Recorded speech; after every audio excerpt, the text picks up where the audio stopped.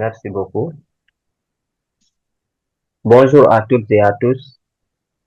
C'est avec un immense plaisir et une profonde satisfaction que je vous souhaite la bienvenue à cette nouvelle édition du séminaire LASPAD. Nous sommes aujourd'hui réunis autour d'une question à la fois essentielle, sensible et porteuse d'avenir, le handicap, et plus précisément les enjeux et les défis de l'inclusion socio-professionnelle des personnes handicapées en Afrique. Ce séminaire est une initiative du laboratoire des sociétés euh, Afrique Diaspora, LASPAD, que j'ai le plaisir de vous présenter brièvement. Le LASPAD, basé à l'Université Gaston Berger de Saint-Louis, est un laboratoire de recherche interdisciplinaire qui s'attache à comprendre les dynamiques sociales, politiques et culturelles de nos sociétés contemporaines. Ces travaux portent sur des thématiques tels que le terrorisme, le genre, la démocratie, la vulnérabilité et bien sûr le handicap. Dans ces activités, le laboratoire accorde une importance particulière à la formation des jeunes chercheurs, au partage des savoirs et à l'ancrage social de la recherche. Les séminaires qu'il organise visent à valoriser les travaux des doctorants tout en favorisant le dialogue entre chercheurs, acteurs de terrain, société civile et à créer un espace d'échange et de réflexion. L'objectif est clair, croiser les regards, enrichir les analyses et dégager ensemble les pistes d'action concrètes sur les enjeux aussi fondamentaux que celui que nous abordons aujourd'hui. Permettez-moi de me présenter. Je suis Pape Samba Sidibé, doctorant à l'UFR des sciences juridiques et politiques. Mes recherches portent sur la protection des personnes handicapées au Sénégal, un sujet qui me tient profondément à cœur et qui s'inscrit pleinement dans la vision inclusive et humaniste du LASPAT. Le thème de notre séminaire, enjeux et défis de l'inclusion socio-professionnelle des personnes handicapées en Afrique, nous invite à réfléchir collectivement aux multiples obstacles sociaux, économiques, institutionnels et culturels qui entravent encore l'accès des personnes handicapées à la formation, à l'emploi et au travail décent. Mais ce séminaire se veut plus qu'un simple constat, c'est aussi un espace d'espoir, de dialogue et de proposition. Nous voulons comprendre les réalités vécues, partager les bonnes pratiques et imaginer ensemble des solutions concrètes pour renforcer l'inclusion et la participation pleine et effective des personnes handicapées à la vie socio-économique de notre continent. Nous avons aujourd'hui l'honneur et le plaisir d'accueillir M. Komivi Ayasu, dont le parcours et l'engagement sont une véritable source d'inspiration. Permettez-moi de rappeler brièvement ses fonctions. Monsieur Ayasu est président antérieur immédiat de la Fédération togolaise des associations des personnes handicapées. Il est deuxième vice-président de la Fédération ouest-africaine des personnes handicapées, deuxième vice-président de l'Organisation mondiale des personnes handicapées, trésorier du Forum africain des personnes handicapées et enfin chef de division de la promotion des personnes handicapées au ministère de l'Action sociale, de la solidarité et de la promotion de la femme au Togo. Monsieur Ayatou, votre présence parmi nous ce, nous honore ce séminaire enrichira sans nul doute nos réflexions. Chers participants, je vous remercie chaleureusement de votre présence, votre intérêt et votre engagement. Je vous souhaite à toutes et à tous un excellent séminaire placé sous le signe de la réflexion, du partage, de la construction collective d'une Afrique plus inclusive et plus solidaire. Monsieur Ayasu, à vous la parole. Merci beaucoup, Pape Samba Sidibé. Je voudrais tout d'abord saluer chaleureusement tous les participants à ce webinaire parce que je me dis que c'est eux qui feront le gros travail. Je voudrais remercier l'APSAD pour sa vision inclusive et humaniste parce qu'une société inclusive, c'est celle dans laquelle tous les acteurs se donnent par des actes concrets pour amener l'inclusion. Cette initiative nous réjouit, nous, en tant que défenseurs des droits humains des personnes handicapées, parce que c'est une grande contribution pour aller vers une société inclusive. Le thème qui nous réunit aujourd'hui est un thème d'actualité, un thème qui interpelle plus d'un. Le sujet de l'inclusion socio-économique et professionnelle des personnes handicapées en Afrique. Les enjeux et défis. C'est tellement intéressant que c'est une préoccupation majeure pour les personnes handicapées de notre continent. Quel que soit le pays où on se trouve sur le continent, la question est d'actualité. Selon le rapport mondial de l'Organisation mondiale de la santé et la Banque mondiale publié en 2011, les personnes handicapées, surtout dans les pays en développement et en Afrique, surtout en Afrique, sont estimées à près de 80 millions.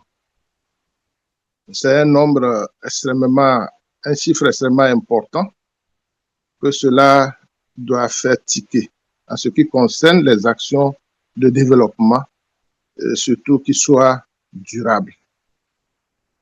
Et parmi ce chiffre-là, il y a les enfants, les personnes âgées, les femmes, les filles, les hommes, les garçons.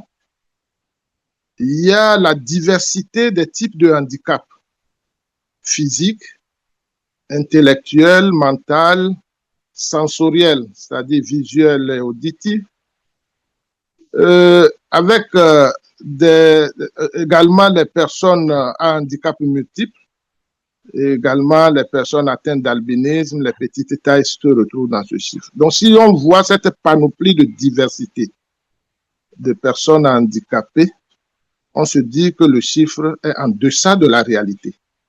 En deçà de la réalité, en raison de plusieurs facteurs aujourd'hui que nous observons, tels que l'augmentation du parc automobile dans les pays africains, avec les venues d'Europe, avec les motos qui circulent.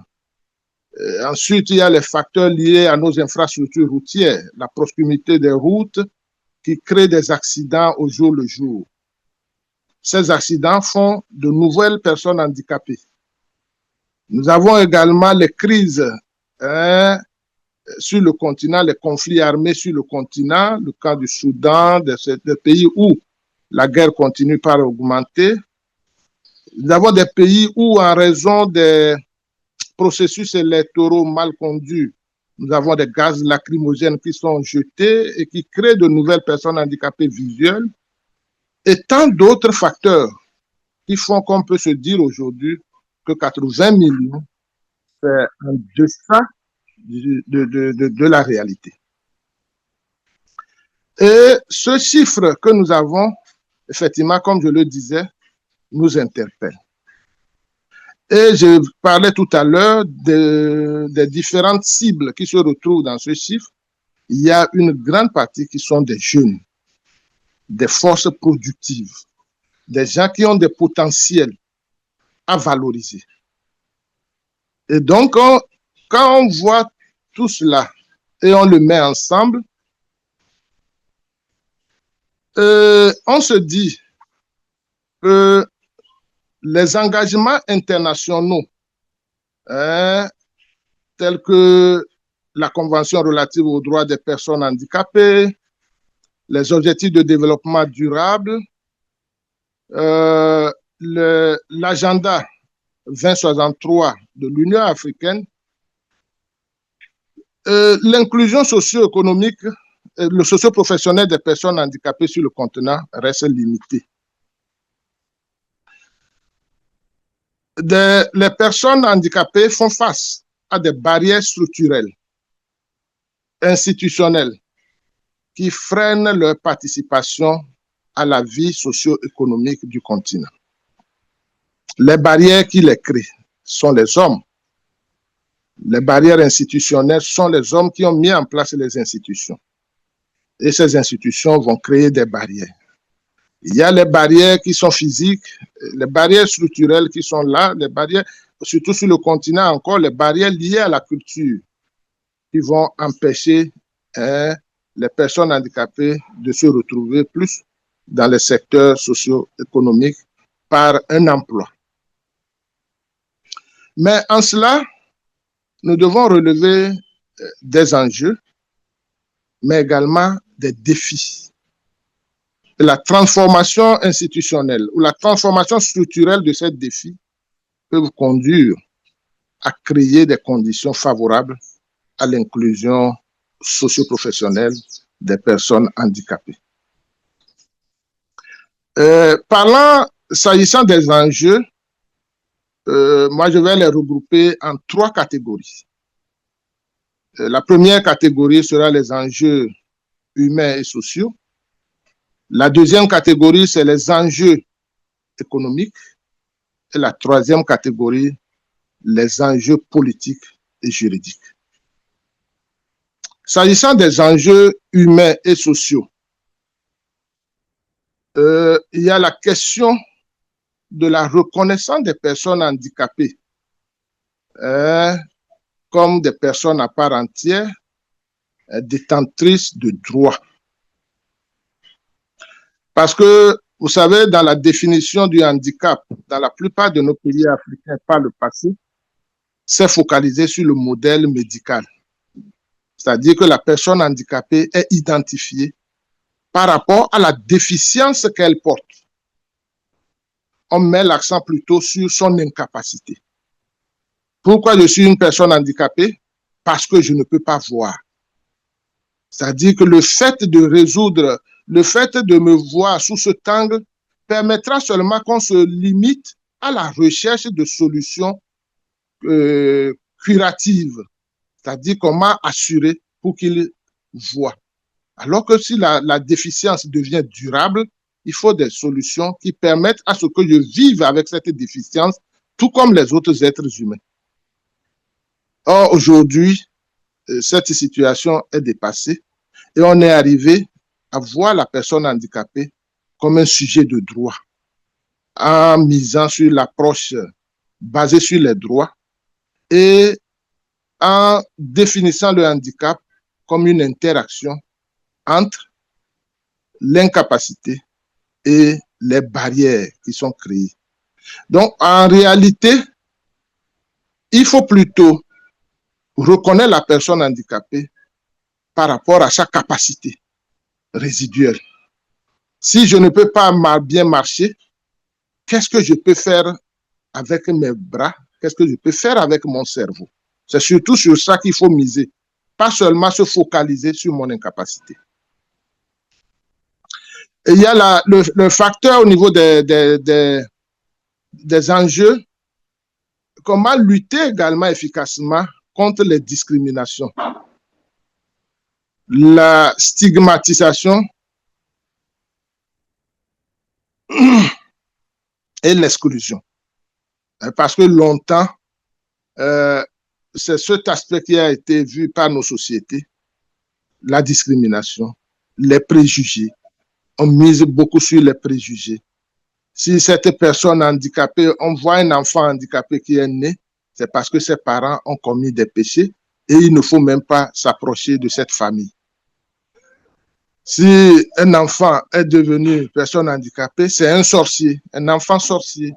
Donc, il faut lutter contre ces préjugés parce que le handicap réside en cela, dans le regard, dans les attitudes des autres.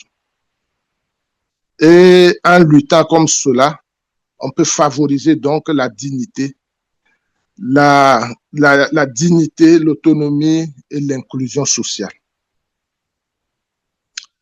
Le deuxième enjeu, la deuxième catégorie d'enjeux que je dénomme les enjeux économiques, vous savez, aujourd'hui, il est question de réduire la dépendance économique et favoriser la productivité. Les personnes handicapées regorgent de potentialités. Il y a une population jeune handicapée très élevée. Comment faire en sorte que l'énergie qui sommeille en ces personnes puisse être valorisée, puisse être canalisée et contribuer au développement durable qu'on souhaite à travers les engagements internationaux. Et il faut donc valoriser le potentiel des personnes handicapées sur le marché du travail et dans la formation professionnelle. Parce que pour arriver à être prisé sur le marché du travail, il faut avoir une formation. Laquelle formation doit être une formation qui est recherchée pour assurer la productivité, pour une contribution au développement durable. Et il faut également faire en sorte que cette valorisation ne soit pas seulement poussée vers un emploi salarié. Il faut l'entrepreneuriat, l'auto-emploi des personnes handicapées, comment renforcer leurs capacités dans ce sens. Donc, c'est des enjeux énormes au niveau économique.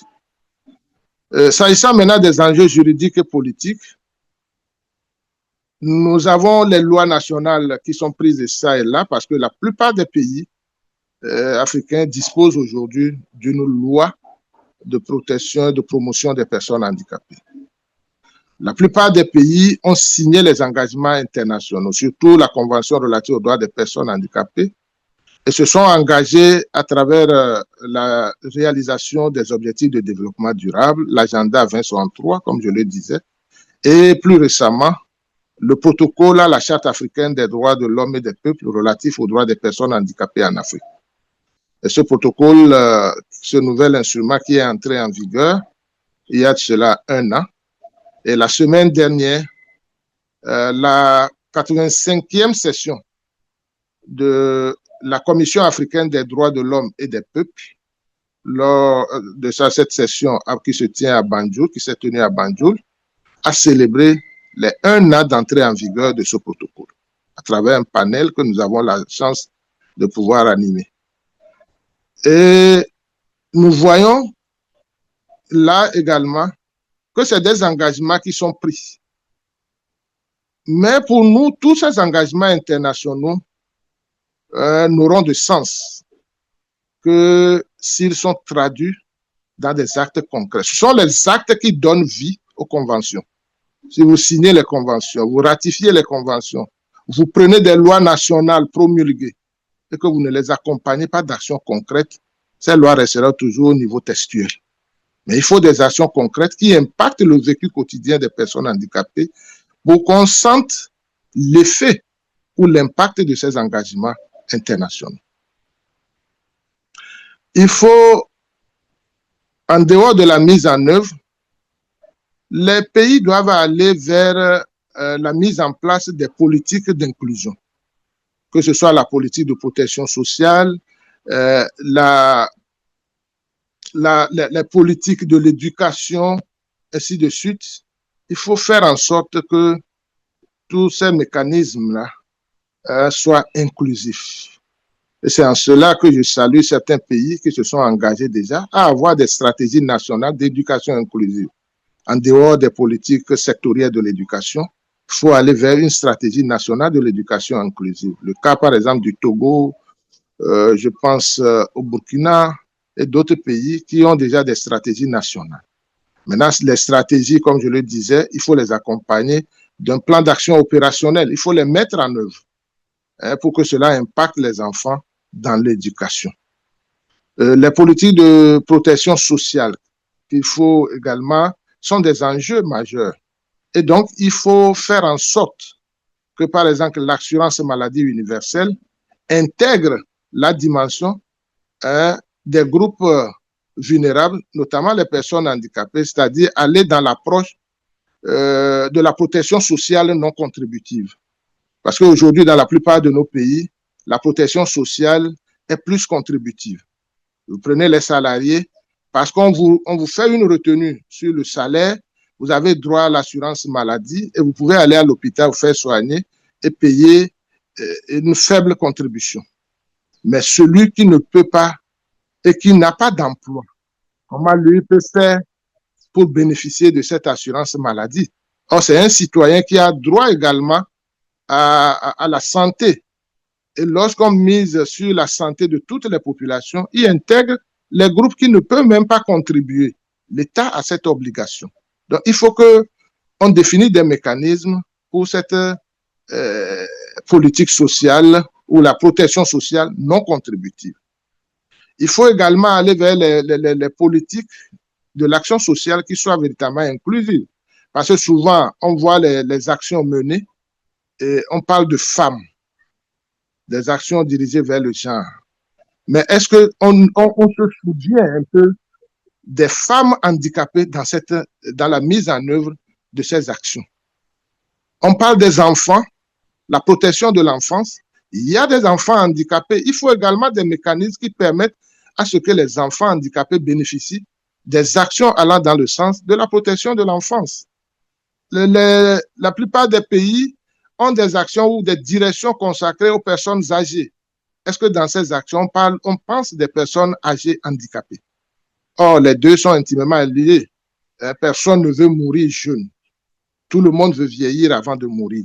Et si tout le monde aspire à vieillir avant de mourir, on va te retrouver avec des pathologies handicapantes, telles que le fait qu'on ne puisse pas bien voir, qu'on ne puisse pas bien marcher, qu'on ne puisse pas bien entendre. Donc, c'est lié, les deux sont liés.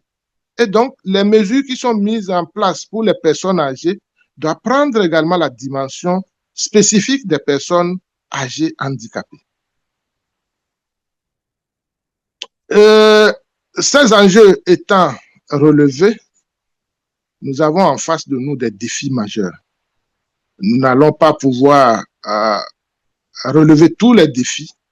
Il y en a assez, mais on va énumérer seulement quelques défis majeurs. Aujourd'hui, nous voulons parler de l'inclusion socio-professionnelle. On veut aller vers l'emploi.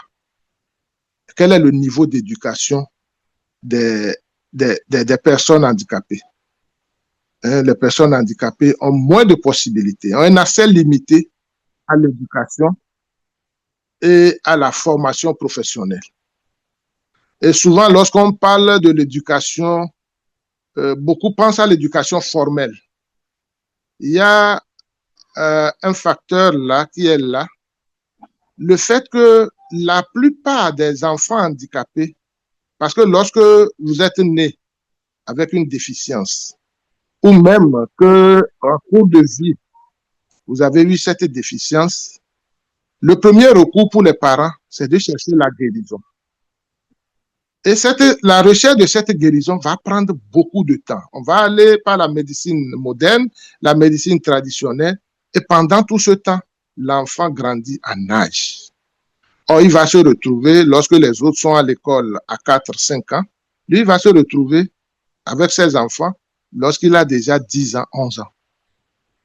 Donc, est-ce que les politiques d'éducation non formelle prennent en compte la dimension handicap? Et en même temps qu'il faut mettre l'accent sur l'éducation formelle, il faut également agir sur l'éducation non formelle. Pour ceux qui, peut-être en raison du handicap, n'ont pas eu la chance de continuer l'éducation formelle, il faut quand même les insérer dans les circuits d'alphabétisation. Et un exemple palpable, c'est au Burkina, où vous avez même dans le programme d'alphabétisation des personnes handicapées, et surtout le cas des personnes handicapées visuelles. Il y a des personnes handicapées visuelles qui sont dans le programme, qui assurent l'alphabétisation à ceux qui sont des personnes handicapées visuelles et qui ne peuvent pas aller dans l'éducation formelle. La convention, les ODD, l'ODD 4 parle de l'apprentissage tout au long de la vie. La formation et l'apprentissage tout au long de la vie. Il faut garantir à ce que les personnes handicapées aient accès à des unités de formation, quel que soit leur type de handicap, qu'il y ait des unités de formation qui permettent de garantir une formation pour être compétitif sur le marché du travail ou alors pour s'insérer en auto-emploi. Donc, le défi également, cela se retrouve dans le faible taux de scolarisation. Ça, c'est indéniable, puisque beaucoup n'ont pas accès à l'éducation, surtout que les enseignants ne sont pas formés. Certains sont obligés d'aller vers des centres spécialisés qui ne se retrouvent à proximité des familles. Vous pouvez voir dans certains pays comme le Togo, par exemple, où vous avez des centres de formation pour les non-voyants dans toutes les grandes villes de région. Mais ceux qui sont dans les villages, comment vont-ils se prendre pour se déplacer, aller vers ces centres de formation? Dans d'autres pays, vous n'avez qu'un institut national pour tout le pays. Le cas, par exemple, de la Centrafrique.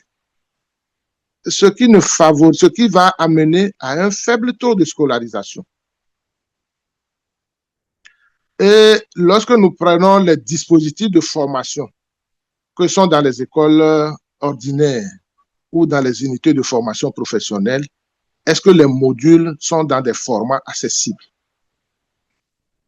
Exemple de braille, de la langue des signes, mais aujourd'hui de plus en plus vers le numérique également.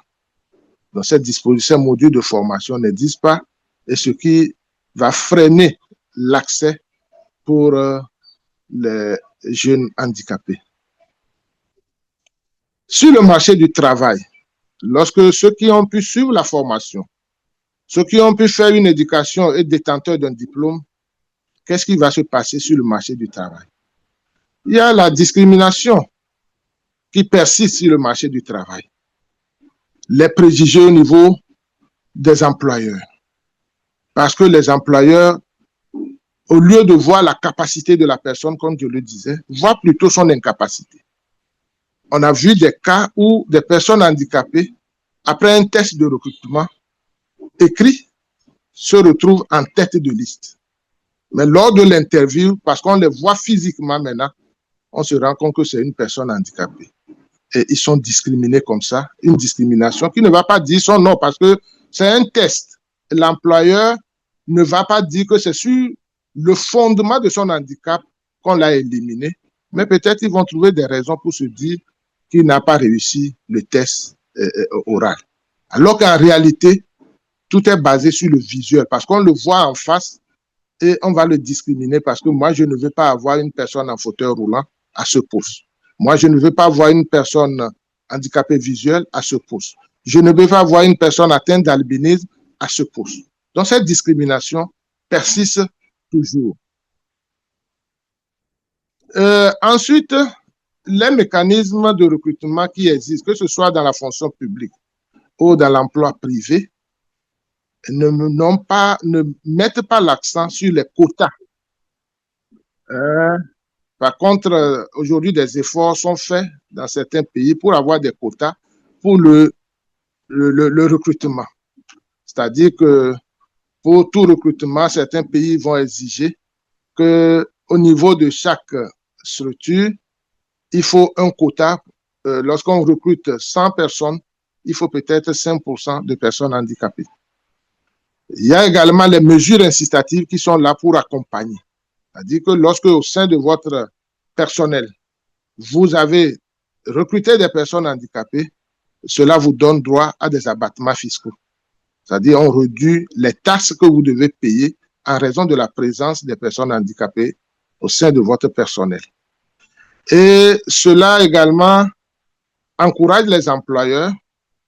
Et cette réduction, il y a pour accompagner aussi ces employeurs, les gouvernements mettent en place des politiques d'accompagnement. Comment adapter les postes? Parce que la présence d'une personne handicapée dans un service va forcément entraîner des charges supplémentaires pour certains types de handicap, des charges supplémentaires pour l'employeur. Lorsqu'on lui réduit les taxes, parce qu'il a accepté, il a fait preuve de cette volonté de respecter les tests, l'État a l'obligation aussi de l'accompagner. Peut-être la quote-part qu'il paie pour la sécurité sociale pour ses employés va être diminuée. Ou alors, des programmes, des fonds qui existent pour accompagner cette entreprise pour les adaptations des postes de travail, pour l'accessibilité.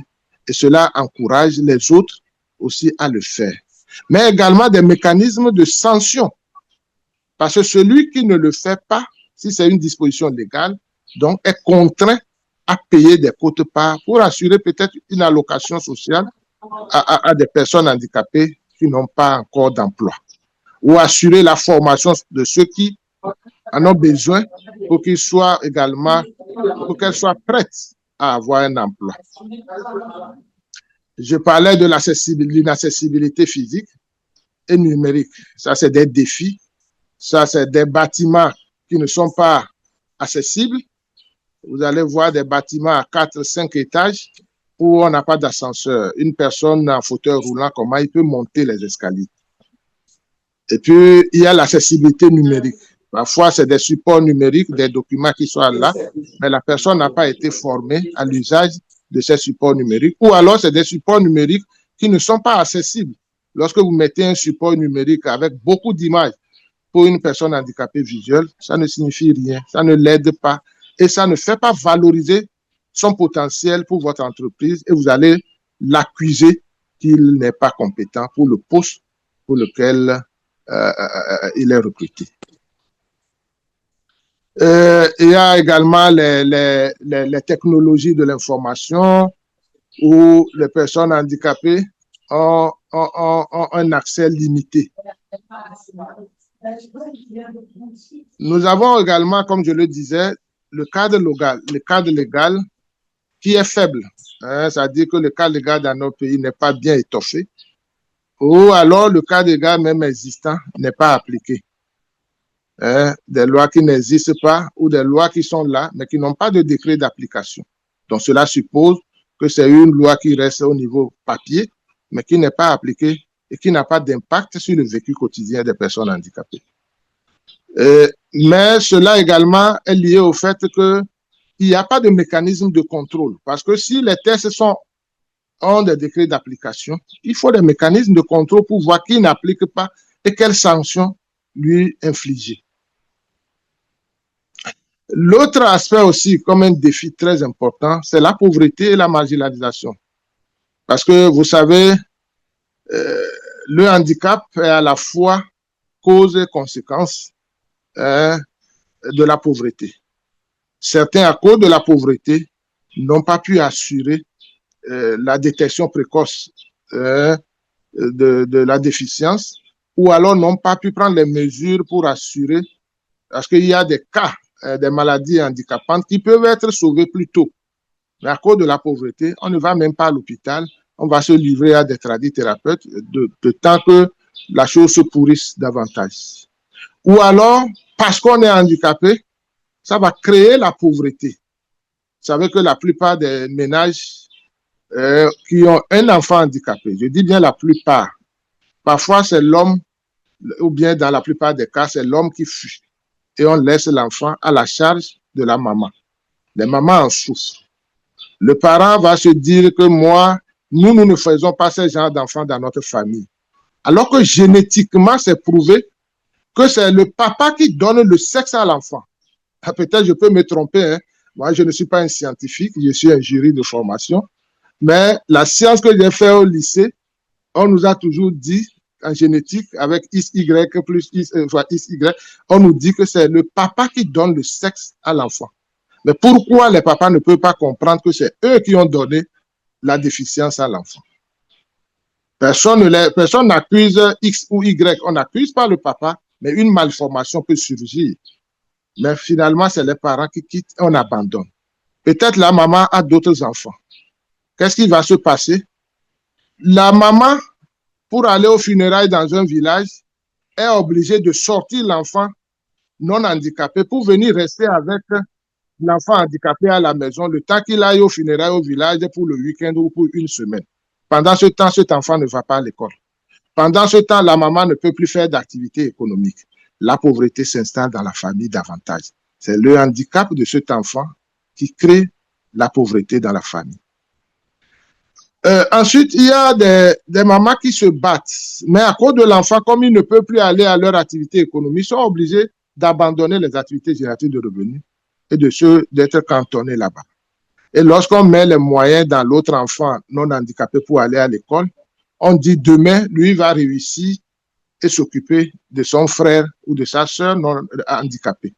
Mais qu'est-ce qui prouve que celui-là qui va à l'école va forcément réussir? Rien ne le prouve. Et dans beaucoup de familles, on a vu des personnes handicapées qui plutôt tiennent aujourd'hui le bâton à toute la famille. Hein? Parce qu'ils ont pu être scolarisés, ils ont un emploi. C'est eux qui contribuent à la vie économique de toute la famille, de leurs frères, de leurs sœurs, des enfants de leurs frères, de leurs sœurs, de leurs parents. C'est eux qui tiennent le bâton pour conduire les autres qui sont non handicapés. Donc, il faut quand même essayer, dans ce cas-là, de voir des mécanismes qui permettent à ce que les mamans, les mères d'enfants handicapés soient soutenues, que les enfants aient accès à l'éducation pour libérer leur famille. Pour ceux qui seront les enfants à grand besoin de soutien, pourquoi ne pas avoir des centres qui les accueillent pendant la journée, le temps que la maman va à ses occupations et revient le soir chercher son enfant. Cela va conduire à réduire la pauvreté. Et également, aujourd'hui, tout ce qui est dit, c'est que les enfants, que ce soit les enfants ou les jeunes ou les personnes handicapées en général, ont un accès limité aux services sociaux de base et aux mécanismes de protection sociale. Ça, je l'ai développé déjà plus haut. Tous ces défis qui sont là nécessitent vraiment, pour être relevés, une volonté politique forte. Une volonté politique qui non seulement va se matérialiser par le cadre légal, mais également par des actions concrètes et également des mécanismes de contrainte. Sur le plan éducatif, je vois par exemple en Namibie, où le gouvernement accorde une allocation à toutes les familles ayant des enfants handicapés. L'allocation est proportionnelle au nombre d'enfants handicapés que vous avez. Mais il y a la police derrière cette allocation. Vous avez l'allocation, mais gare à vous si on retrouve cet enfant à la maison et qui n'est pas envoyé à l'école. Parce qu'au début, avec l'allocation de cet handicap, qu'est-ce qui se passait? Les parents sont ensemble, c'est le père qui prend l'allocation et doit scolariser l'enfant handicapé. Mais qu'est-ce que les papas font? Comme tous les Africains, hein? Vous savez, la force de l'Africain, c'est d'avoir plusieurs femmes. Et donc, le papa prend cet argent, au lieu de scolariser l'enfant, lui va aller multiplier les femmes parce qu'il a des moyens qui lui permettent de s'occuper de cette femme-là et des autres enfants qui vont naître. Et l'enfant handicapé pour lequel il bénéficie de cette allocation reste à la maison. Donc, le gouvernement a changé de paradigme et la police est derrière pour des contrôles. Gare à toi si on retrouve cet enfant à la maison au moment où les autres enfants sont à l'école. C'est la police qui te ramène au commissariat pour te poser des questions. Pourquoi lui n'est pas allé à l'école? Est-ce qu'il est malade pendant cette journée de l'école? Ou bien pourquoi? Et ça peut même vous conduire à des gardes à vue pour vous sanctionner. Donc, on doit avoir une volonté politique forte qui va se matérialiser par des actions concrètes. Mais également, il faut des mécanismes de sanction des mécanismes de sanction et également aller vers la sensibilisation. Aller vers la sensibilisation. Et donc, comme recommandation à l'endroit de tous les acteurs, que ce soit les acteurs gouvernementaux, les entrepreneurs et les personnes handicapées elles-mêmes, nous avons un rôle imminent à jouer pour amener à une inclusion socio-professionnelle des personnes handicapées effective. D'abord, il faut renforcer les politiques d'éducation et de formation. Et que ces politiques,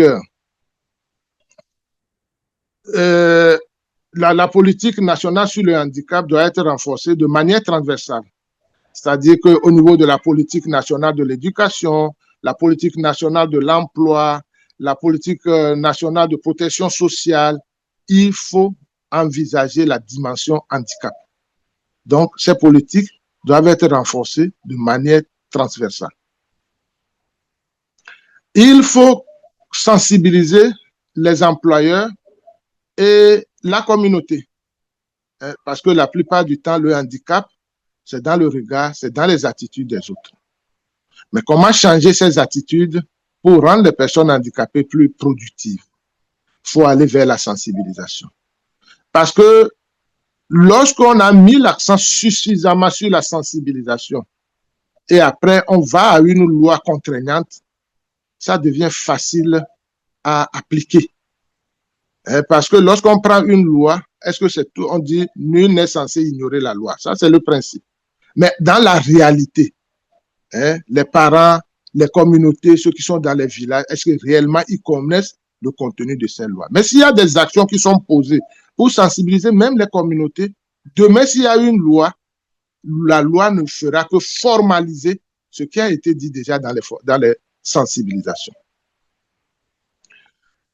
Il faut mettre l'accent sur l'accessibilité universelle dans les infrastructures et les services publics. Prévoir des rampes d'accès, parce qu'aujourd'hui on met les ascenseurs, il faut mettre les ascenseurs sonores pour permettre à ce qu'une personne handicapée qui rentre dans l'ascenseur ait à condition de savoir que nous sommes déjà au 3e étage, c'est là où je vais descendre. Et lorsque l'ascenseur s'ouvre, il peut sortir librement. Il faut que les outils numériques qui sont utilisés soient accessibles aux différents types de handicap afin que cela ne crée pas des barrières supplémentaires.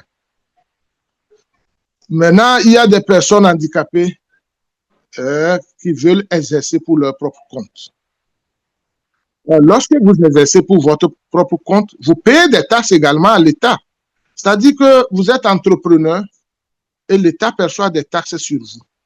Maintenant, qu'est-ce que l'État doit faire pour promouvoir cet entrepreneuriat? Il faut créer, par exemple, un fonds de soutien à l'emploi des personnes handicapées. Et ce soutien va accompagner donc les personnes handicapées pour l'entrepreneuriat. Également des microcrédits aux personnes handicapées, mais des agents qui accompagnent, parce qu'il ne faut pas donner les fonds pour les donner, mais il faut accompagner pour que la personne s'installe véritablement.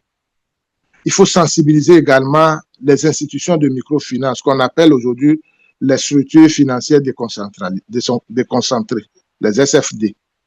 Il faut renforcer leur sensibilisation parce que la plupart du temps, dans certaines microfinances, les personnes handicapées même qui ont débuté une activité, qui veulent renforcer cette activité, lorsqu'ils font les demandes de crédit, les institutions de microfinance les voient comme les non solvables. Et on lit également une pitié. Lorsqu'on va donner cet argent et ils ne remboursent pas, comment nous pouvons poursuivre une personne handicapée?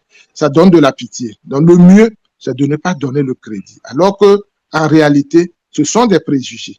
Il y a des personnes handicapées qui ont développé des activités, qui sont devenus des grands acteurs dans des institutions de microfinance et même qui sont allés vers les banques. Donc, c'est de changer cette mentalité-là à travers la sensibilisation de ces institutions de microfinance. Il y a les organisations de personnes handicapées aussi qui doivent jouer un grand rôle en matière de plaidoyer. Parce que pour une décision des autorités, il faut faire le plaidoyer. Mais il faut faire le plaidoyer avec une capacité renforcée sur les évidences. Il faut que les personnes handicapées, à travers le renforcement des capacités, soient en mesure de savoir comment faire le plaidoyer. Il ne faut pas critiquer l'autorité pour critiquer, mais si nous allons vers l'autorité, c'est pour des critiques constructives. Qu'on sente que c'est des gens qui maîtrisent la thématique pour laquelle ils sont venus et vous discutez en donnant des preuves. Donc ça nécessite un renforcement de capacité. Les organisations de personnes handicapées le font déjà pour leurs membres, mais il faut toujours continuer. Il faut continuer pour que le plaidoyer soit véritablement efficace. Et donc, comme je le disais, il faut des mesures incitatives, il faut des systèmes de quotas pour le recrutement des personnes handicapées, ou alors un fonds qui soit alimenté par les contributions des États, des donateurs et des entreprises qui n'emploient pas encore les personnes handicapées. Et ce fonds va servir à donner quand même une allocation de subsistance aux personnes handicapées qui n'ont pas encore d'emploi, va permettre à ce que d'autres aient des moyens pour se faire former, va permettre à ce qu'on équipe des gens qui sont déjà installés et qui ne demandent que des équipements pour aller vers la réalisation de leur activité, à donner des moyens pour des activités génératives aux personnes handicapées, surtout les femmes. Et même, pourquoi pas, aller par ce fonds à des équipements qui permettent d'être préparés pour l'emploi quelque part. Ou alors même le matériel de mobilité, ce fonds alimenté par ces contributions peut permettre de donner des matériels de mobilité aux personnes handicapées. Donc, voilà quelques recommandations. Et comme je le disais, l'inclusion socio-professionnelle des personnes handicapées n'est pas seulement une question de droits humains. Donc, c'est un levier de développement socio-économique. Un levier de développement socio-économique. Parce que lorsque vous ignorez une partie de la population, vous êtes obligé que les ressources qui sont dégagées vont nourrir ces bouches qui ne produiront rien. Il faut donner les moyens à tout le monde de pouvoir produire et de contribuer au développement de l'Afrique de façon durable. Et une Afrique inclusive, c'est une Afrique plus forte, c'est une Afrique résiliente et une Afrique équitable. Voilà, chers participants, les quelques idées que j'ai voulu présenter et vous permettre quand même de pouvoir, c'est des pistes pour lancer le débat à ce webinaire. Monsieur Pape Samba Sidibé, je vous remets la parole.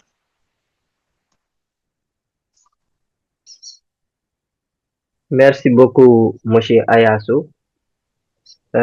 Mesdames et messieurs, monsieur Ayasu nous a livré une prestation percutante sur les enjeux et les défis de l'inclusion socio-professionnelle des personnes handicapées en Afrique.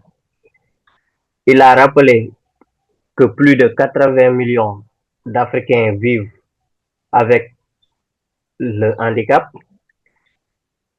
mais que leur participation à la vie économique et sociale demeure très limitée malgré les engagements internationaux de nos États. Son exposé a mis en évidence trois grands enjeux. Le premier, humain, avec la reconnaissance des droits et de la dignité des personnes handicapées. Le deuxième, économique, par la valorisation de leur potentiel et leur contribution au développement. Troisième, juridique et politique à travers l'application effective des lois et des politiques inclusives. Monsieur Ayasu a également souligné les défis majeurs, le faible accès à l'éducation et à la formation, la discrimination sur le marché du travail, l'inaccessibilité des infrastructures, la persistance de la pauvreté. Enfin, il a insisté sur des solutions concrètes, renforcer les politiques nationales, sensibiliser la société, garantir l'accessibilité universelle et soutenir l'entrepreneuriat des personnes handicapées. En conclusion, Il nous a rappelé que l'inclusion socio-professionnelle des personnes handicapées est à la fois un impératif de justice et un moteur de développement pour une Afrique inclusive et plus inclusive et plus résiliente. Donc, nous allons à présent euh, entamer notre deuxième partie de la présentation. Il s'agit d'une séance de questions-réponses. Je rappelle aux participants que vous pouvez poser vos questions sur le chat. Monsieur Ayasu va se charger après de répondre à vos préoccupations. Euh, Moi, j'ai deux questions.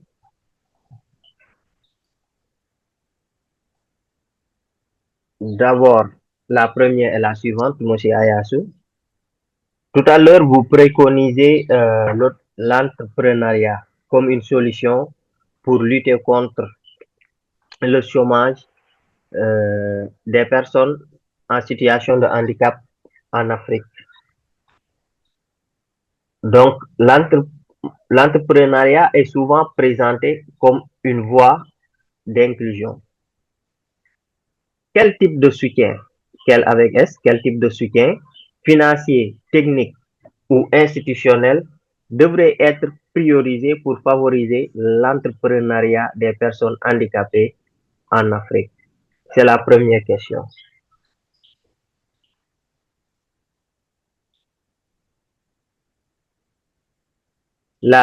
Pour la deuxième question, on a constaté que malgré les engagements pris par les États africains, l'application des lois en faveur des personnes handicapées reste limitée. Selon vous, quel mécanisme concret pourrait garantir une meilleure mise en œuvre et une suivi effectif de ces politiques? Ce sont les deux questions que j'avais à vous poser. Je réponds en même temps. Oui, oui. Merci beaucoup, M. Sidibé, pour les deux questions. Je commence par la dernière. La dernière, vous savez, je parlais du cadre légal qui est insuffisant ou non appliqué. Mais comment garantir que ce cadre légal soit appliqué? Vous savez, souvent, nos États fonctionnent sur l'approche budget. Lorsque vous mettez, ou alors le cadre légal qui est là, qui est insuffisamment appliqué, quelle est la cause de cette faible application? C'est souvent les questions d'allocation budgétaire, c'est les questions financières. Et moi, je pense pour garantir la mise en œuvre efficace de ces lois, il faut d'abord faire en sorte, à travers les plaidoyers des organisations, que le gouvernement inscrive les actions dans le budget de l'État. Parce qu'on ne peut soutenir que quelqu'un qui fait un petit effort. Lorsque l'État a une ligne budgétaire consacrée à ces actions, les partenaires techniques et financiers ne viendront qu'en appui pour booster les actions et amener à un élargissement ou à augmenter la mise en œuvre de ces dispositions.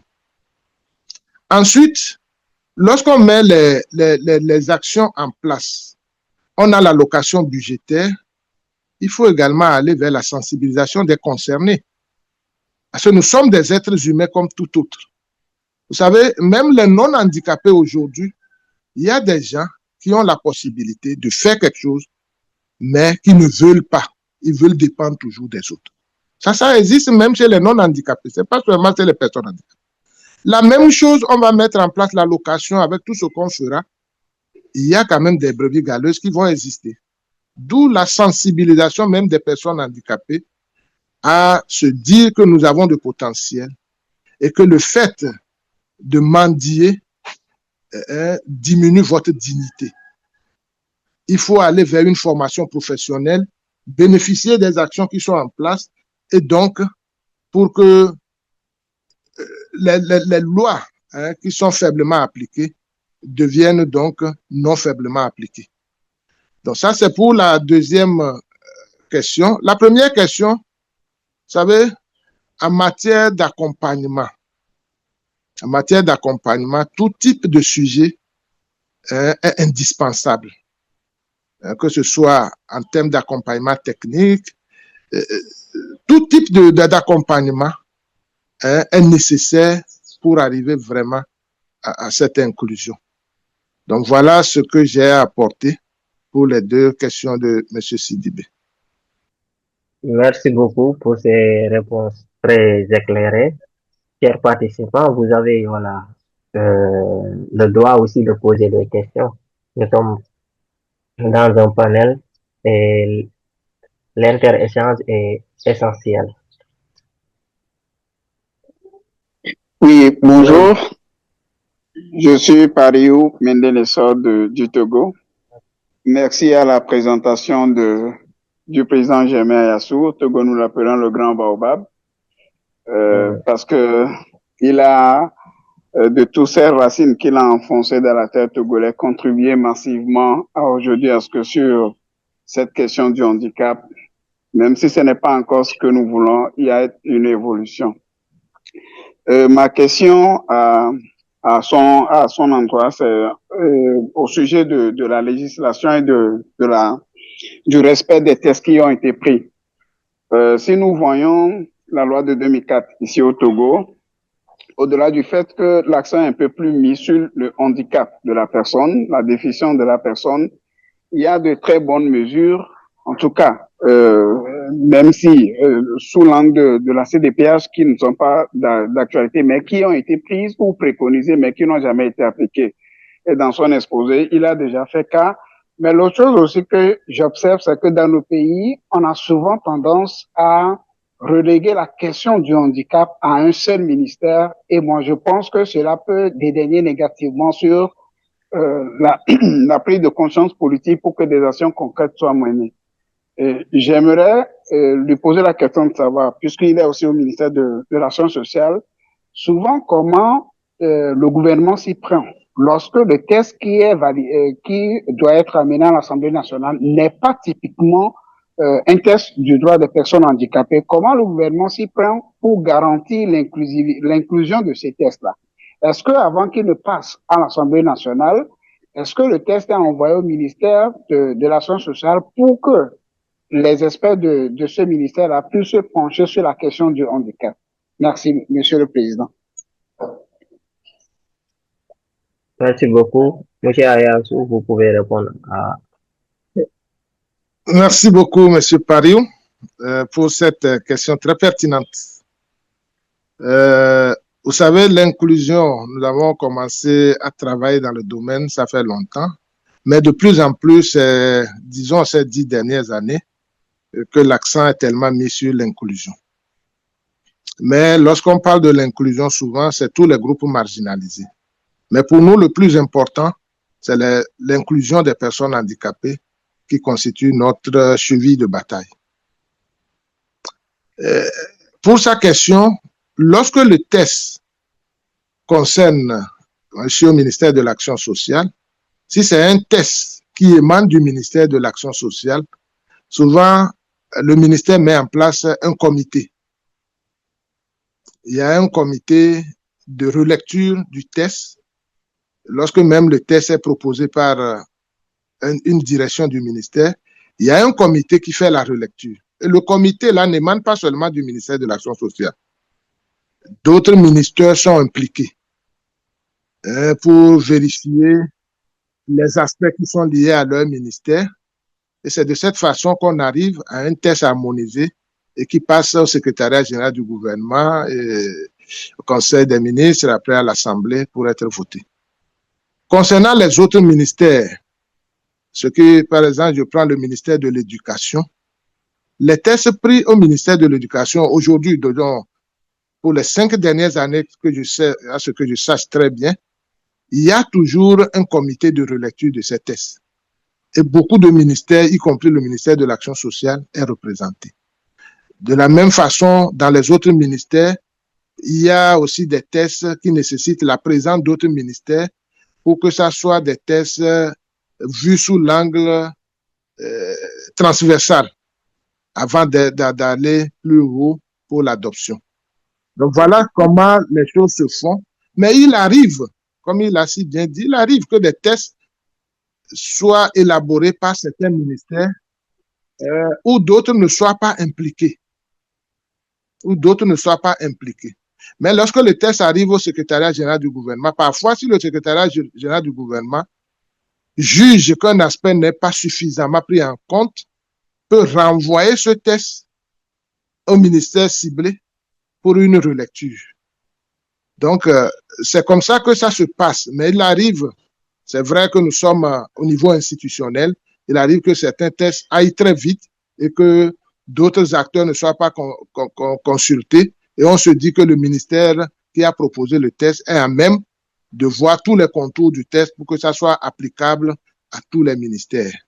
Voilà ce que je peux lui apporter comme réponse. Merci beaucoup pour cette réponse pertinente. J'espère que votre réponse satisfait parfaitement. Oui, je suis satisfait.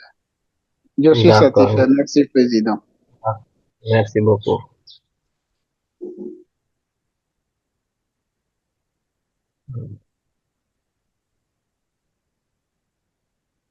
J'aimerais savoir. Monsieur le modérateur. Oui. Voilà, bon, la dernière fois aussi quand on avait présenté, il y avait cette préoccupation, mais qui ne concerne pas les exposants.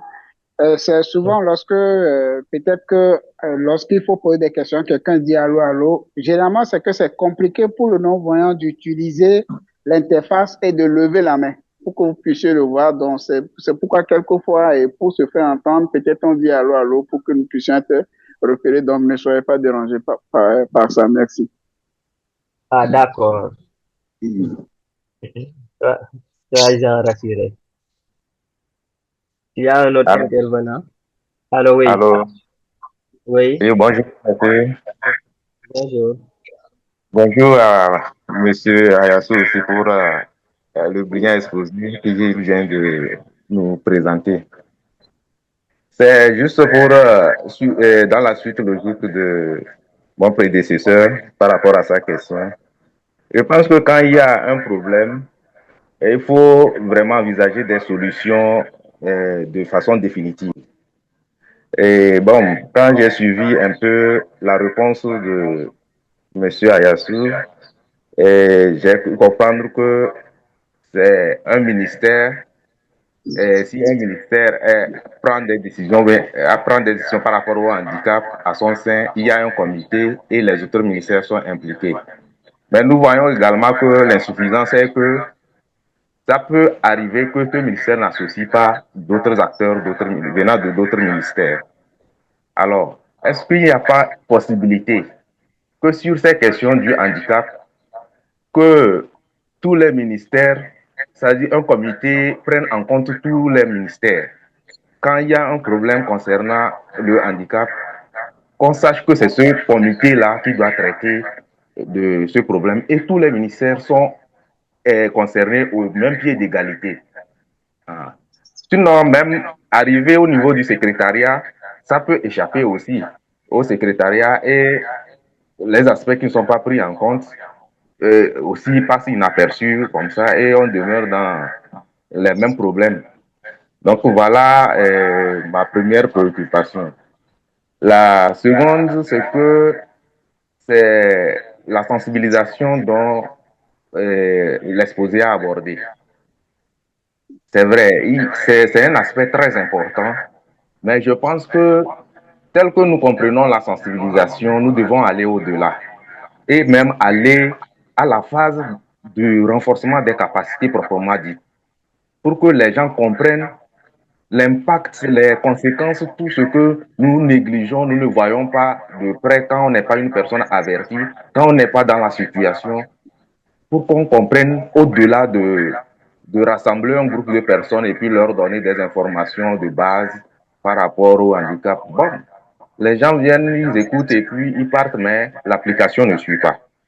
Donc, il faut vraiment, je pense qu'il faut envisager un renforcement de capacité et bien pointu pour que les gens vraiment puissent mettre ça en application ou bien prendre en compte cela dans leur comportement.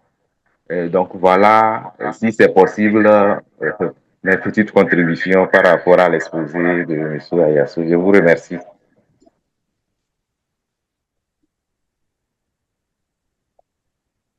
Merci beaucoup, monsieur Tagana.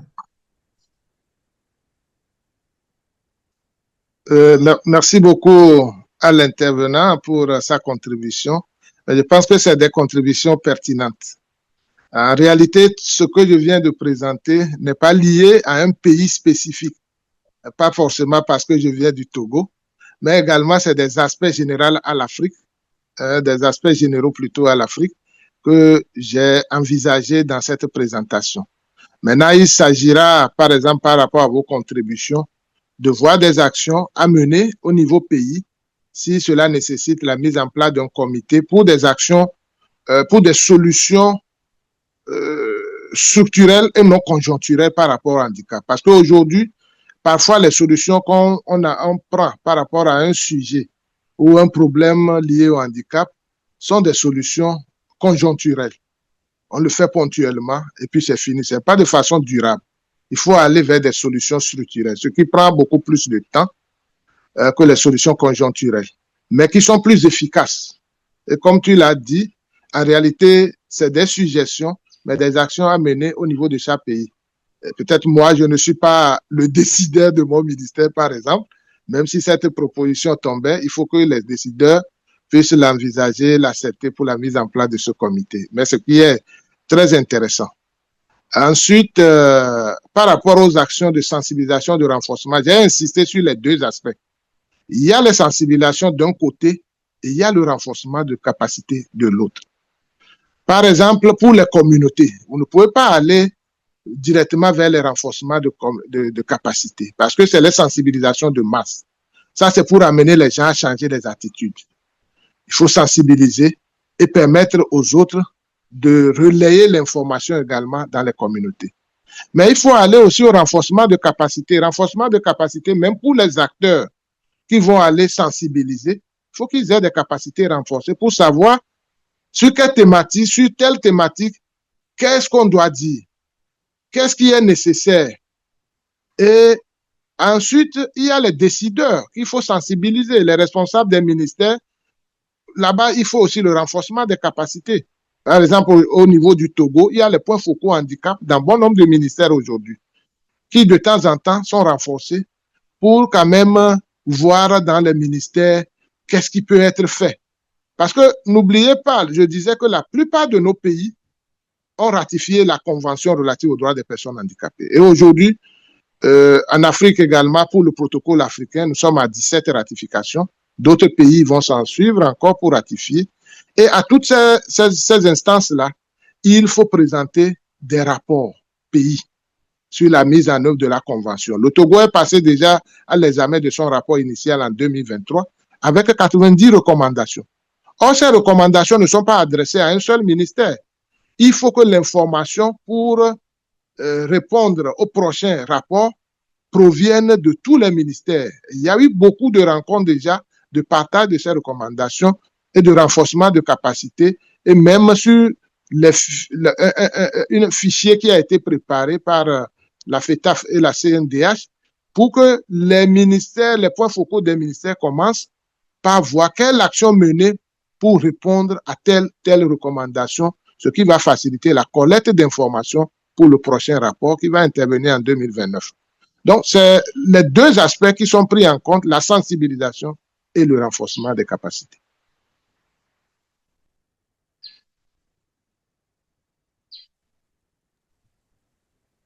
Merci beaucoup. Y a-t-il un autre intervenant?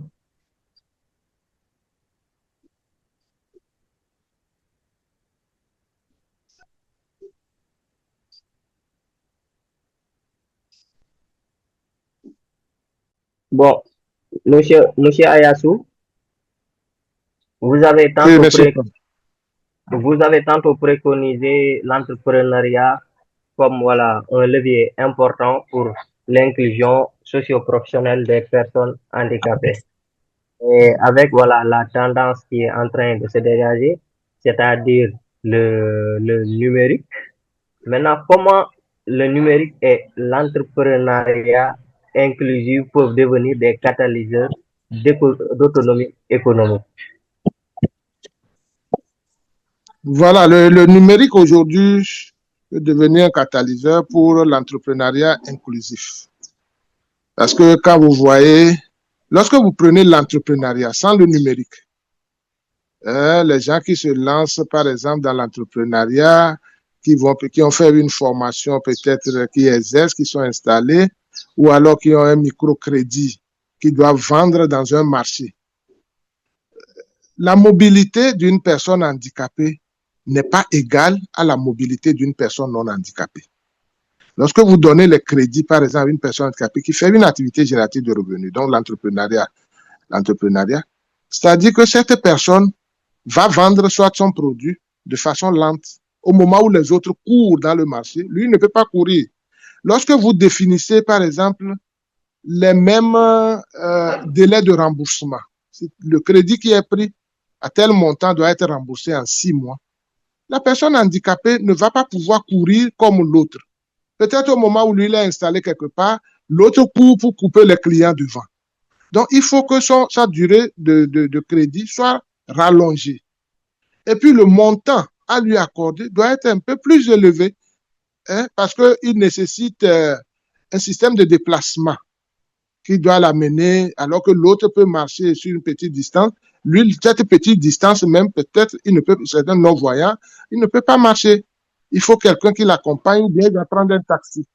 Donc, par rapport au numérique, ça peut booster beaucoup davantage l'entrepreneuriat chez les personnes handicapées du moment où, depuis votre maison, vous pouvez faire le marketing même de votre produit. Et ça, aujourd'hui, dans la plupart de nos pays, les personnes handicapées le font très, très, très bien. Très super. On n'a pas besoin de se déplacer, mais c'est à travers les réseaux sociaux qu'on fait, on vend son produit. Et ça, c'est un outil vraiment à promouvoir. Et cela nécessite, comme on l'a dit tout à l'heure, que ceux qui se livrent à l'entrepreneuriat voient leur capacité renforcée dans le domaine de l'usage de la technologie pour faire le marketing et la vente de leurs produits et être mieux dans l'entrepreneuriat. Parce que si les autres peuvent courir, aller de gauche à droite, parfois c'est difficile pour la personne handicapée, quel que soit son type. Et donc, cela nécessite que même depuis sa chambre à coucher, lui, il fait le marketing et les clients vont abonder vers lui. Et beaucoup le font aujourd'hui, mais il faut aller vers l'intensification du renforcement de capacité pour que beaucoup soient à même d'utiliser leurs réseaux sociaux, non pas pour des futilités, mais pour ceux qui profitent à leur entreprise. Donc, je disais qu'il nous reste à peine bon, un quart d'heure. Nous allons à présent donner la parole à Adjara Kabiro. Bonjour, Allô? doyen Ayatou. Content de vous entendre et merci beaucoup pour votre exposé.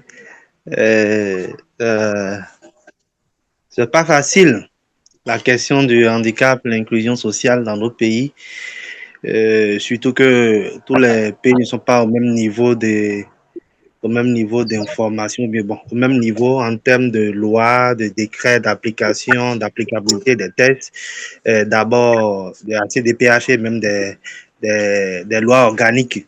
Donc, je pense que tout doucement, nous sommes en train d'atteindre ces objectifs-là, que vous, en tant qu'aîné, vous avez commencé, vous vous êtes fixé il y a longtemps Donc un peu, parce qu'on ne peut pas dire que le niveau du handicap ou bien en termes d'inclusion, nous sommes restés au statu quo, non. Ça avance comme vous avez si bien le dit tout à l'heure, mais il faut encore beaucoup d'efforts au niveau des acteurs que nous sommes pour amener les décideurs à comprendre l'importance de l'inclusion sociale dans notre société, peu importe le pays. Et moi, je tenais juste à vous féliciter, à vous remercier surtout pour votre lutte de tous les jours. Et ça porte ses fruits. Et nous sommes là. Nous sommes toujours à vos côtés. Vraiment, merci de continuer la lutte comme vous le faites si bien. Et nous serons quand même ravis chaque fois de vous entendre, de vous écouter, d'apprendre sur en tout cas, les nouvelles notions et consorts et qui, qui sont d'actualité en ce qui concerne la thématique du handicap. Kabiru Adjara, c'était moi, président de l'ONG Action Inclusive depuis le Bénin. Merci beaucoup pour votre intervention. Y a-t-il d'autres questions? Allô? Alors, d'accord. Oui, vous avez la parole. Bonjour tout le monde, moi c'est Hannah depuis le Togo. Excusez-moi pour le bruit en fond sonore. Je voulais remercier vraiment Monsieur Ayassou pour ses explications et moi j'ai appris beaucoup de choses dedans. J'aimerais poser quelques questions liées à l'entrepreneuriat et au numérique des personnes handicapées. Désolée pour le bruit. Aujourd'hui, nous voyons que beaucoup de personnes handicapées ne sont pas instruites et se mesurer au numérique pour faire évoluer leur entrepreneuriat est un peu compliqué. Comment on peut accompagner ces personnes aujourd'hui? Parce que même si d'autres qui sont instruits aimeraient bien les accompagner, psychologiquement, ils ont du mal à comprendre ce système numérique qui va les avantager à faire évoluer leur métier, leur moyen d'entreprendre. Comment on peut accompagner ces personnes? Et à part ça, si nous voyons aujourd'hui, la plupart des personnes qui se lancent, personnes handicapées qui se lancent dans l'entrepreneuriat sont plus les femmes. Et c'est eux qui rencontrent beaucoup de problèmes aujourd'hui en faisant des crédits ou à être accompagnés financièrement pour lancer quelque chose. Est-ce qu'il faut créer, voilà, une cellule dans, je sais pas comment dire, dans ces instituts qui vont être représentés par ces femmes pour faire comprendre leur situation et aussi les accompagner à se sentir bien pour acquérir ces crédits, lancer dans l'entrepreneuriat et être sûr d'eux pour que ils ne soient pas trop frustrés lorsque les choses ne tournent pas bien quand ils se lancent dans leurs activités. Merci beaucoup. Est-ce que vous pouvez préciser un peu votre deuxième question? Créer une cellule dans quel institut? Je n'ai pas compris bien là-bas. Ok, au fait, peut-être dans ces microfinances. Ok, bon, ok. Qui sont privées ou bien publiques, ou même, je ne sais pas, les associations de personnes handicapées qui peuvent créer peut-être des cellules rattachées à ces microfinances pour faire comprendre la situation de ces femmes ou bien de ces artisans qui se lancent dans l'entrepreneuriat. Merci beaucoup. Ok. Monsieur Sidibé, je vais répondre à ces deux questions. Merci beaucoup à Anna du Togo pour ces deux questions pertinentes également. En ce qui concerne l'entrepreneuriat, parce que nous avons parlé du niveau d'alphabétisation des personnes handicapées qui est faible. Donc, il y a beaucoup qui n'ont pas eu la chance d'aller à l'école ou alors qui ont arrêté l'école très tôt à cause du handicap, mais qui ont après fait quand même une formation qui peut promouvoir leur entreprise, ont fait une formation pour s'installer pour leur compte, pour faire des activités génératives de revenus.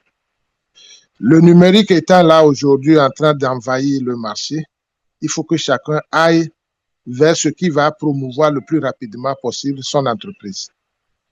Et c'est ça, l'utilisation du numérique pour l'entrepreneuriat, pour booster l'entrepreneuriat. Mais comme il y a beaucoup qui sont analphabètes, mais quand même qui sont dans l'entrepreneuriat, qui produisent des articles, qui vendent, comment les accompagner? Aujourd'hui, il y a deux formes de soutien quand même que je vois, mais il peut y avoir plus. Le premier aspect, même les analphabètes aujourd'hui, je vous assure, excellent bien dans l'utilisation des Android. Des gens sont analphabètes, mais à force de leur montrer l'utilisation, peut-être pas totalement analphabètes, des demi-analphabètes quand même, mais à force d'utiliser les Android, comment ils font pour écrire, comment ils font pour répondre à des messages, alors que tu vois que la personne est demi-alphabète. Donc, il suffit de les aider avec une formation et ils pourront faire la promotion de leur article sur ces réseaux sociaux. Deuxième aspect pour booster pour ces analphabètes, c'est qu'il faut quand même qu'ils se rapprochent, ces jeunes-là, parce qu'il y a des structures qui sont là, qui accompagnent à faire de marketing, qui accompagnent à vous vendre, et après, ils ont droit à quelque chose sur la base de ce que cela vous rapporte. Il suffit de faire un petit contrat avec ces structures-là qui existent, qui accompagnent pour faire vendre votre produit en termes de marketing et renforcer votre pouvoir d'achat et développer votre entreprise. Donc ça, c'est des solutions possibles qui peuvent être, je dirais, testées pour voir ce que ça va apporter comme amélioration. Deuxième chose, en ce qui concerne les institutions de microfinance, comme tu le dis, vraiment, c'est la plupart de ceux qui s'approchent de ces instituts, c'est les femmes handicapées. Mais il y a également aussi des hommes qui viennent à ces entreprises, parce qu'il y a des gens qui ont leur atelier, qui veulent encore acheter des machines pour développer leur entreprise, tout ça là. Donc, que ce soit hommes et femmes aujourd'hui, les deux vont vers les institutions de microfinance pour avoir des crédits. Maintenant, mettre en place une cellule uniquement pour comprendre la situation spécifique de la femme handicapée, peut-être, je dirais que peut-être que ça va, parce qu'il faut quand même aller vers des plaidoyers qui soient souples à supporter par les structures également. Et je pense que c'est possible, c'est faisable avec les employés qu'ils ont déjà, d'avoir ces structures. Chaque organisation peut se battre pour faire le plaidoyer auprès des structures pour avoir cellule handicap. Au lieu de parler de femmes handicapées, demain, si les hommes qui viennent, on va mettre aussi cellule hommes. Demain, si c'est elles qui viennent, mais on peut regrouper pour dire cellule handicap. Et dans cette cellule, on voit toutes les spécificités. Et donc, c'est des gens qui seront dans cette cellule doivent être renforcés aussi par les organisations de personnes handicapées ou les structures qui accompagnent les personnes handicapées déjà. Donc, il faut renforcer leur capacité de sorte que dans l'étude des dossiers, ils cernent tout le contour lié au handicap avant de prendre les décisions au niveau de ces structures. Donc, c'est des actions de plaidoyer qui peuvent être menées pour aller vers ces structures de microfinance et demander à ce qu'il y ait la mise en place, mais envisager également le renforcement de capacité de ces cellules. Sinon, on va mettre en place la cellule, mais la cellule ne sera pas efficace dans l'étude des dossiers en tenant compte de la spécificité des personnes handicapées.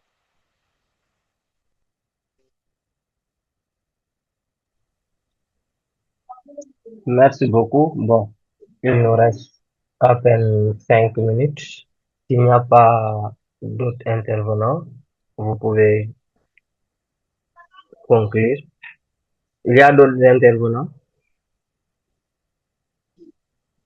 Y a-t-il des personnes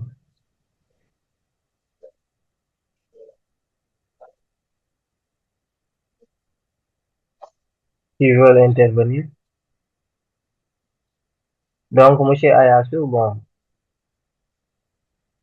je vous donne la parole pour la conclusion. Ok, monsieur Pape Samba Sidibé, merci beaucoup. Je voudrais conclure ce webinaire d'abord en rappelant que l'inclusion socio-professionnelle des personnes handicapées fait partie de la catégorie des droits économiques, sociaux et culturels, les DESC. Et juridiquement parlant, les DESC sont d'application progressive. Les États font des efforts qu'il faut encourager à poursuivre. Parce que ce ne sont pas des droits d'application immédiate comme les droits civils et politiques. Donc, chaque État fait progressivement en fonction des ressources disponibles et des capacités techniques disponibles. Mais il appartient également aux personnes handicapées, pour être bénéficiaires vraiment de ce droit, de jouer également leur partition. Parce qu'on a vu des personnes handicapées installées qui demain sont partis vendre les équipements qu'on leur a octroyés et pour se retrouver encore dans les marchés en train de chanter, en train de quémander de l'argent.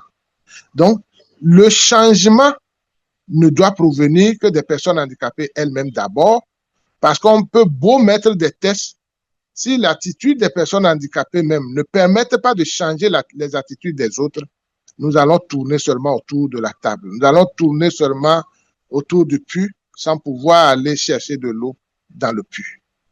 Donc, moi, c'est un encouragement, un appel à lancer aux personnes handicapées, elles-mêmes d'abord.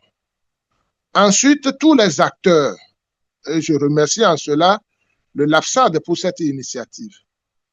Si tous les acteurs prenaient sur eux le temps d'engager des programmes de ce genre pour parler du handicap, partout où cela s'avère nécessaire, nous arriverons rapidement à une société africaine inclusive. Et toute l'Union africaine, nous, notre encouragement, c'est de faire en sorte que les rencontres, toutes les rencontres des commissions, qu'on prévoit quand même des activités, des panels qui parlent du handicap pour sensibiliser les autres. Nous devons faire en sorte que l'inclusion socio-professionnelle des personnes handicapées, comme le thème de ce jour, devienne une réalité, parce que sans un emploi, sans une activité, la personne handicapée va commencer par perdre sa dignité. Et lorsque vous dépendez tous des autres, vous n'avez pas un pouvoir de contribuer au même titre que les autres à des prises de décision. Il faut que le pouvoir économique de la personne handicapée soit renforcé par son inclusion socio-économique, mais également que les mécanismes existants soient mis en œuvre et que les États mettent en place des fonds qui accompagnent cette inclusion socio-professionnelle des personnes handicapées pour que les personnes handicapées se sentent concernées beaucoup plus par les actions ou les initiatives qui sont prises pour l'avancement de notre société. Et je remercie beaucoup le LAFSAD pour cet honneur qu'il m'a fait. Et je souhaite que les participants qui ont suivi ces idées de réflexion s'organisent également à leur niveau pour engager des actions de plaidoyer, de sensibilisation, afin que nous parvenions à une Afrique résiliente, équitable et inclusive. Merci à vous tous.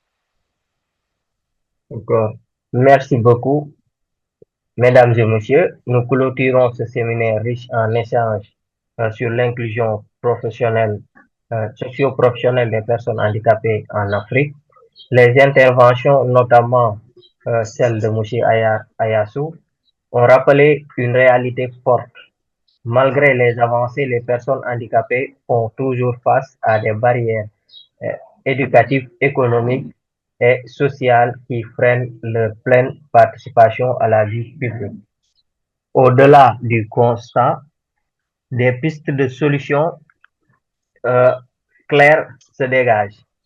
Renforcer et appliquer les politiques publiques, garantir l'accès universel à l'éducation inclusive, changer le regard de la société, soutenir l'entrepreneuriat et l'autonomisation des personnes handicapées, renforcer la voix de leur organisation représentative. L'inclusion n'est pas une faveur, c'est un droit, un levier de développement durable. Une Afrique inclusive, c'est une Afrique forte, plus juste et plus humaine. Je vous remercie pour votre participation, vos idées et votre engagement à faire avancer cette cause essentielle. Merci, nous vous donnons rendez-vous pour le mois prochain.